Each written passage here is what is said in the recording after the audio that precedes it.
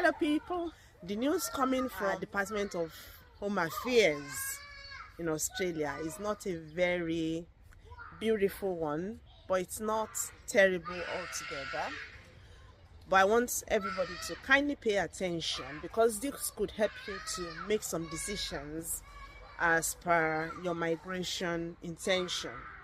If you've been thinking permanent residency outside your home country and Australia has been your target place, I think at a time like this you actually have to think around what you want to do, because that street is not smiling. The street of kangaroo continent is really not smiling to migrants at this particular point in time. I know a couple of friends who have been waiting for their visas for a very long time, and I can only pray from the bottom of my heart that they receive that good news, beautiful mail that would say granted in the nearest hours. It could be really frustrating when you've pre-planned your life and you are just waiting for someone to endorse it, someone to say, oh yeah, that's fine, go ahead, give a green tick, but then nothing is forthcoming. So it takes someone who is extraordinarily strong and have good support systems, community support system or family support system, to wade through such river at that particular point in time. It can sink in or swallow some people, but for my people here, we wade through it and you come around refreshed, reinvigorated, and you will soar. You will mount up with wings as eagles. So let's go into it. What are they planning to do? Claire O'Neill said they've had meetings, they've done lots of reviews, and what they want to do is to reduce the number of migrants by half by 2025. They did say they were able to pull in about 530,000 people in the last year. Maybe because with my people have been wondering where are the 530,000, which I believe they have their databases and they've done their research works, but maybe because I haven't seen my people in droves, maybe I'm thinking it's really not going around very well. But then it's touching now. It's really touching that what they are planning to do is to really reduce, and I know it's for the good of it. They want people that can contribute to the growth of their nation, which is beautiful. But I believe every one of us can contribute good things to the growth, and we keep growing together. So they planned to remove some occupations, and really there are loads and loads of occupations that have gone on either red or grey list. So the decision is to target more of DAMA, designated area migration. Is the DAMA, they will give us the core skill occupation list, and that is where in demand we come into it. So there are skills they've pre-planned, they've selected. And why am I making this? I know it's becoming tough, even for those of us who are nurses, that they were bringing in fast sometimes last year and last 2 years. Things are really, the tunes are really going down, but please keep hope alive.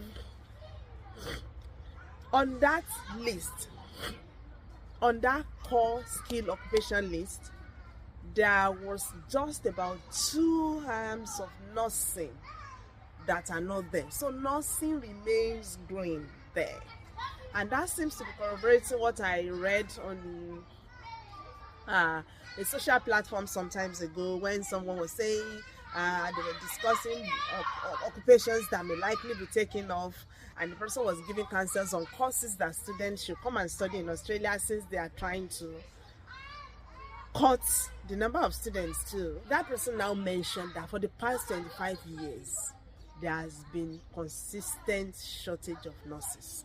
So if you are a nurse and you are trying to look at Australia, I think you don't really need to shake or you don't have the news to shake you too much.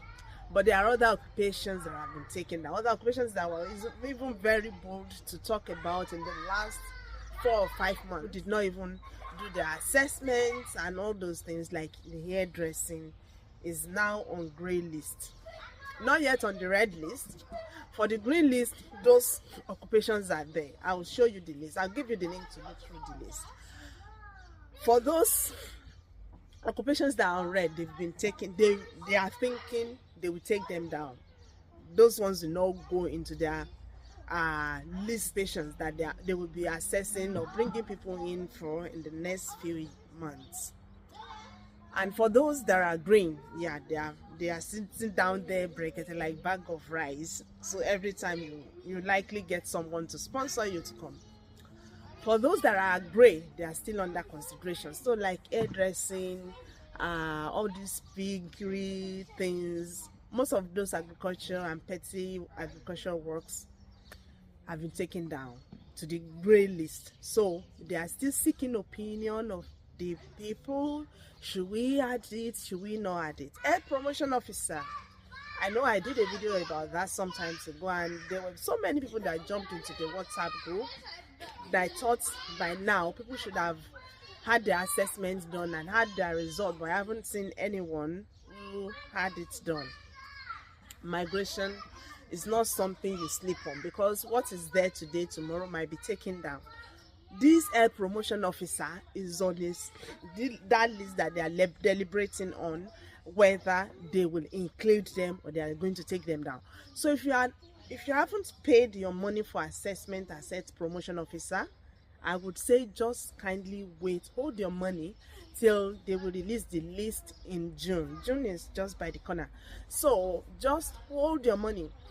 If you've put in for your assessment and you are not doing the priority, hopefully it comes out before then and you are able to push through and get a nomination. If your assessment is ongoing and we are not sure whether they will take this off, could you please fix your IETS, fix your documents, so that the moment your assessment comes out, if it is positive, you just put in your expression of interest 189, 190, 491 if you are able to meet them, or you look at 494, something like that could be helpful. And this one I want to talk about it because I know that is where everybody is running to: disability care, support workers, and all those things, like the health care assistant that UK brought people in with. I've seen videos around of New Zealand taking them. I've done a video of New Zealand taking them, and I think I had just about 2 people or 4 people that were able to make it down to New Zealand through that pathway. For Australia, I don't know if anyone has seen anyone. I've seen many people who had done the assessment, whether they are nurses, whether they are healthcare assistants and all that, but I haven't seen anyone who managed to secure a job with sponsorship.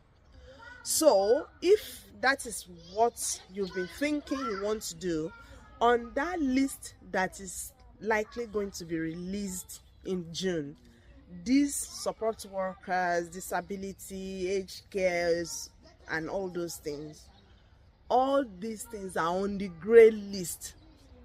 So they are just under considerations. If you've done your assessment, that is fine. If you haven't done your assessment, you may want to wait till the list will be released in June. And if you don't want to wait, you may put faith into it and do your assessment, and let's await what the list will be. We all are hoping for the very best to come out in June, but I need to let you know that it doesn't, as of today, look very promising on those pathways. Even for 494, which is the employer giving you nomination for that, I haven't seen people outside Australia, I mean the people they call offshore, I haven't seen them securing the care, support, aged care, or whatsoever work so far, or disability work. So if you haven't pushed your money into it, could you please possibly wait? But this is not an order, it's just a suggestion, so that you will see where it's tilting to before you now put your money into that assessment. To me, it's not looking very, very promising.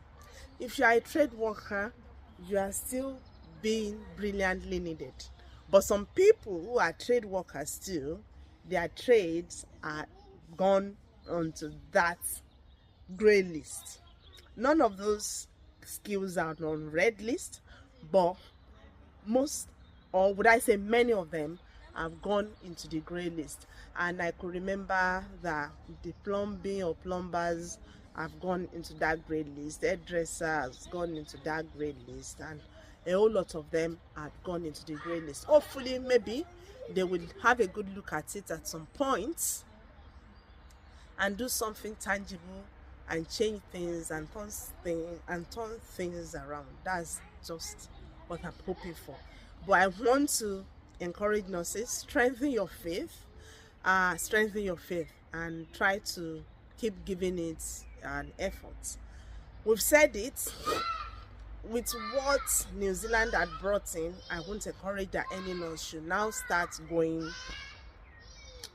to be taking New Zealand pathway. If you want to go from Nigeria, just do the processes and then go and do your exams, do your NCLEX, do your OSCE and pass and go. Track the 6-month wait between CGFNS and New Zealand assessing your documents. If you are taking the Australian pathway to registration for internationally educated nurses directly through APRA.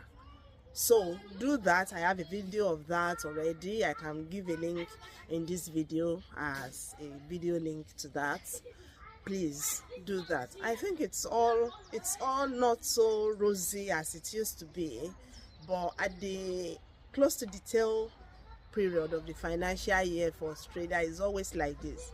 Teachers are needed, their roles are green everywhere. Even lecturers, they are really green everywhere. And I think nursing lecturers too are needed.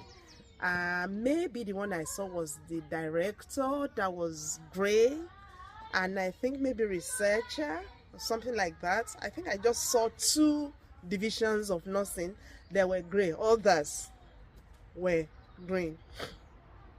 So encourage yourself, especially if you are getting tired in the journey as a registered nurse. But the challenge is 189 doesn't seem like they really want to play around with it like they used to do before, because for the whole of last year I think they gave just about 8,000 plus invites on 189.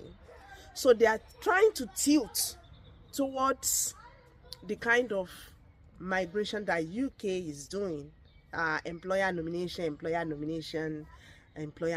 That's what they are trying to push to now. Yeah, they want to get as much benefits for their people as possible. And you know, when you're on employer nomination, it's kind of tricky. You really need to do extra to impress your employer before they will want to give you permanent residency visas. Honestly, if it is happening to someone whose age is pushing up to 43, 44, 45, I might say that if you are elsewhere, maybe in the UK, just wait and get your ILR. Or maybe if you're in the US and you want to come to Australia, maybe ensure you already have your citizenship, so that if the chops come to the push, you know that at least if your employer, the employer who gave you 482, visa 482, your employer nomination is not doing you well, you can actually go back to somewhere where you are a citizen, and you won't just be floating around as someone without substantiated passports. Please, our home country's passports are substantiated. There's no reason to dispute that, but most of us desire to have 1 or 2 or 3 or 5 more passports of some renowned nations. So with what Australia is cooking, it's not really, the aroma is not really spreading around as it used to be. It's not gingering my swagger but let's hope for the best and believe that something positive will come out of it. Till then, till they give us something more or something better, then let me say, oh, before I go, for the students too, people are going there to study, they've just managed to increase the POF, proof of fund. It was like 24,000 Australian dollars something last year. Now they've just increased it for, as a dependent, you have to have 29,000 Australian dollars. And they are going after those who are coming. They are not coming for maybe some very brilliant courses. So please choose your course wisely. Choose a course that can make you, give you ground to get permanent residency. Please choose your course. You look at courses like nursing, look at courses like maybe some engineering courses, look at courses like social works. All these ones you may very much likely get your sponsorship and permanent residency thereafter. Australian schools are quite expensive, so if you want to really go into it, ensure that you are going for something that will be rewarding at the end of the day. And by the time you ensure that you won't be more than 35 years old or before you get in. Before you complete your program, because if you do that, I think you are not likely going to be able to stay back. So on post-study visa, and so it becomes really stressful for you if you can't get post-study visa and you don't have an employer to sponsor the skills you've gone there to study for. So these are the advice I have for everyone, and I wish everyone good luck, you guys.